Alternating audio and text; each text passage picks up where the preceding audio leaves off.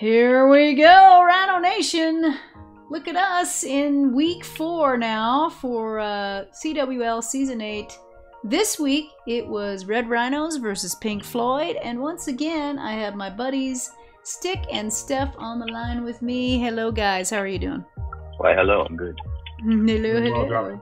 Doing well, Jeremy. How you doing? Not too bad. You have a little glass of wine there? Of course. Of course, yeah. It's the only way to go. What about you, Steph? You got anything to drink? Water, Coke, Nah, Pepsi? I just got my water bottle, yeah. Water bottle, okay. Yeah, I've got nothing. I'm just sitting here right by the computer. And we have one guest who tried to photobomb us here, or voice bomb us, whatever you want to call it. Aria, hey, buddy. Hey, how are you? I'm good. How are you? Pretty good. I was gonna voice bomb you guys, but I know. We already recorded, but you know what? You jumped on. Yeah. You had a nice little 6-pack for 12v12, so why not have you on and say hello? So good. Yeah, thank you. Yeah, good to have you on. Good to have you on the team for sure. You have an 11 as well, but it was fun to have you on with 12v12 this week. So good job. Yeah, thank you. All right. But anyway, let's go ahead and check out and see what happened this week. We faced, again, Pink Floyd. This is week 4. We were hoping for a win. So let's go ahead and just see what happened. Kablamo! Look at that! Killed it! This was a fun war. It started off where, to be honest, they were killing us. Weren't they? They came out and just, like, out of nowhere, they were doing. They really did. They were just killing us on the 11v11s, and you know we're sitting back going, "Oh boy!" And then pretty soon, though, we started doing great. So at first, I think both sides were really doing well, and then there was kind of a lull on the 11v11s, and it took us a little bit to kind of come back. Ultimately, we needed one dip, and they needed a couple, and they did have a dip fail, which proved to end up hurting them in the long run because, you know, it limited obviously their what they could do at the end. And then we had a 13v13, which we are going to take a look at by Andy, aka Big and Sticky. It was a very nice hit, which kind of sealed the deal for us. So might as well go ahead and check out some attacks. I just wanted to give a quick shout out, first of all, to all the 6-packers. We had on Town Hall 11, we had Abyss, who I believe, is he 7 for 8 now for the season? Yeah. Yeah, he's killing it. He's doing a great job, so good job to him. Timmy also came in with an 6-pack Fenrir. Those were our 11v11s. And then Aria, aka Justin, had a nice 6-pack at 12, thanks to a nice plan on number 7 that kind of helps. It did a great job on, you know, being able to clean up, but nice job by you, Steph. So I'll let you, of course, speak to that one. But let's go ahead and check out some attacks. Ready, guys? Ready. Yep. Let's dive right into number 18 with Bike Hair. That's an interesting name. 18 and 3, 2, 1. Let's see what he's got going here. Okay, so I do remember this plan. I believe it was either Abyss or Sean, or might have even been Aria that was kind of helping going over what he was going to do. Do you guys remember? No. I do not remember this one. No, yeah. I think I was away. I think I was away. I came back and saw that it got... Yeah, unfortunately, I was out quite a bit of the weekend. I had a conference that was an online thing. But I do remember seeing some of the planning on this. So anyway, he's coming in here. You see he's got the Coco Loon. Good. And, of course, the good old Super Wall Breaker to open up the nice little junction there. Queen's going to get ready to go in. So he's got the hybrid. So he's not too concerned with any ADs or anything. He just has to make sure to get things done. A lot of people like to try to take down the Eagle before it starts going crazy. So let's see if he ends up jumping over there before. No, it looks like he's got some miners coming out already. And the siege barracks over on the side. So he's deciding, you know what? While the queen is wasting her time over there taking care of the hound, I might as well get some stuff going. So let me get this stuff going, especially because of that wall section there. He knows that they should stay over toward that bottom side and just, you know, let the queen kind of take that top side down. So, you know, so far it's looking pretty good. He handled the hound. He is a little bit close on the queen. She ends up saving it right at the end. I don't know. What do you guys think about the automatic ability right now? Do you leave it on or? It depends what I'm doing. Yeah. If I'm doing a queen charge, I'd rather have it off. Yeah, it can be kind of a pain sometimes. So I agree with you. It kind of depends what I'm doing as to if I have it on or off, not. But yeah, you know. Because if you trust it and you happen to go like right up against the enemy queen, if she gets that perfect shot off right before the auto ability goes off, she's dead. Yeah. Or like 3 valves come out and sniper with one swing. Right. Yes, that's a bummer. Been there too many times. But he took care of this one with no problem. It was a little bit dicey there with the queen, but you see she made it all the way through, and they got all the way through the attack hogs at the end. So way to go, buddy. He had a nice, again, he had a 6-pack. He did very well. And he's been planning like crazy, so good job to you guys. And that's one thing I'd like to say is we did a really good job with plans this time. Yeah. It helps even if you talk it out in chat. So good job, guys, to everybody, to all that. And here's another, you know, here, Abyss, once again, our 7-for-8 guy. I loved this plan. Let's go ahead and check him out on number 9 in 3, 2, 1. He's killing it with bats, to be honest. He's really good at the timing. He really is. But this one was kind of cool because he threw in a little clone action. So, you know, at first when I was watching the attack, I thought, all right, he's got some bats. You know, a drag bat is what I was thinking. Then I looked at the spells and went, wait a minute. Hold on now. What's this? A clone? And, you know, this was not a fresh hit. So he did know where some of the stuff was. And look at how he used the queen with 4 healers, I believe. And then, again, he's got the clone in there too. So let's see how this happens. He's using the slammer where he knows that he should be able to take out that multi with no problem. Gets the ability on the warden quick because you got to make sure that, you know, your dragons last long enough, right? I mean, if they don't last long enough, then you're screwed. So let's say when he goes ahead and puts down the old, there it goes. Look at that. Interesting idea. Go ahead and clone the loons over on the side with the slammer, and they're going to take care of business over there, because you can see his dragons get a little bit dicey, but look at all the loons, and then he puts those backside loons in down there at the Testa farm. That came in, I mean, the clone loons worked great. I liked it. Have you guys seen something like that before? I don't think I have. I have not. I actually have not. Not at Town Hall 11. I've not seen that.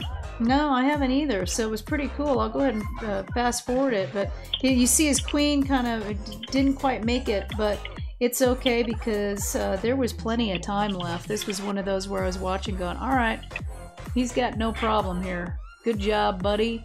And way to be, you know, another clutch hitter. He's definitely helped. This was one of those that I believe... Well, it wasn't this hit, but his second hit was the one where we were like, okay, let's go ahead and see if we can try to clear the 11s versus just having an 11 going up to a 13. So, good job to you. Let's go ahead and get out of here and move it on up. Okay, so here we go. We're going to go ahead and move it on up to the 12s. And we did great on the 12s this time. We had 4 for 10, 40%. I mean, can't be too sad about that. And guess who opened us up was Tiz, aka Pillow Talk, on number 5. So his fresh hit on number 5. Let's go ahead and check it out, right? On 3, 2, 1. Here goes. Oh, look at this little action. Hybrid, why not? He's got 3 rages, so you know he's going to do some kind of nice little charge here. And it's because he only has 4 healers, so that is interesting. I always go with 5, but I do like the idea of 4 if you know that the queen isn't going to take too much heat before you get everything else coming in. So he starts off with those couple baby dragons. He had plenty of loons to make sure that the baby dragons would survive, because if your funnel sucks, you're in trouble. And so he did that, took that in. He's got the other loon coming in on the background with the cocoa loon. So yeah, now he's got, and you see that loon did soak up a Sam, so that's good. So now he just has to hope that the queen can survive through this hound. He brought in a wizard to help with the pups. So he's going to go ahead and take out the pups, probably get the town hall, and then send in the rest of the guys. So here he goes.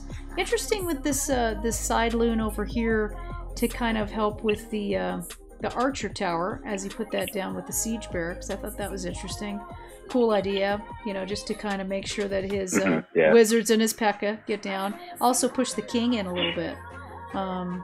So that, you know, it made a nice a smaller funnel that way. So I like that idea. Those are the kind of things, you know, guys that can read bases really well and really come up with some plans. They think of those fine details, which are important.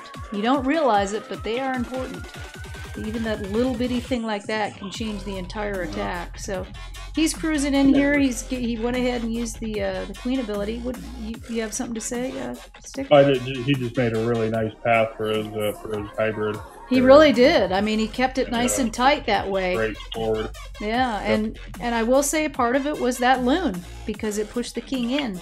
So the king was able to take out some of those inside buildings as well. So you see, he's got no problem here. He's got another heal coming up, as well as a wizard and a archer. So, and his queen somehow magically, I don't know how, she's got like a sliver. She stayed up for a while before she finally almost made the whole attack. Yeah, she did. She was some heat. Yeah, she really was. And with just 4 healers, yeah, she made it pretty good. She did, yeah. So it goes to show you, you know, with those 4 healers, it helped him have all those loons, you know, that he needed. Also helped him have the 2 baby dragons. So, you know, it was worth it, obviously. Great attack. Good job by you, Tiz. So that was our first, that's the way we opened it up with our first 12v12, which was very nice. And then let's move it up to number 4. And was this a plan that you had originally that you worked on with Aria? Steph? No, this was Abyss, I think, was working with him. Oh, okay, so nice. So again, you know, 2 people working together. Let's go ahead and check this one out in 3, 2, 1. So nice job. You know, again, this was one of those, we needed some 12v12s to make sure that we would have some opportunities at 13. So here he comes in with, why not, the hybrid. It works well, so why not use it? He's got those 2 loons. Again, you know, I like the way that people are using the loons for the funnel. He brings in that nice super wall breaker. All right. He knows the baby dragon and a whiz should make that funnel up over there on that other side. And here it comes, right down. Oh yeah, baby dragon and hound. Oh boy. Let's see, can he make it through? This gets a little dicey, but he puts the rage down. Okay. He adds a little minion in there. I know sometimes the minion can be tough to sneak in, but he was able to do it. So he takes care of that, no problem. So let's see where he drops the siege barracks. Okay, he's got the king down below, so he's going to put the king with the siege barracks. Alright, I like that. Nice jump in order to get to the eagle. Really didn't, what was there, 1 eagle shot that got through before he got it? It wasn't bad. Yeah, not much. Yeah, which was very good, considering he dropped the king in the siege barracks, you know, pretty early. And here they come. Mm-hmm. He's got a good path coming through. Is the queen gonna make it? I remember watching this one live, going, "Oh no, king's coming over. There's no way she's making it."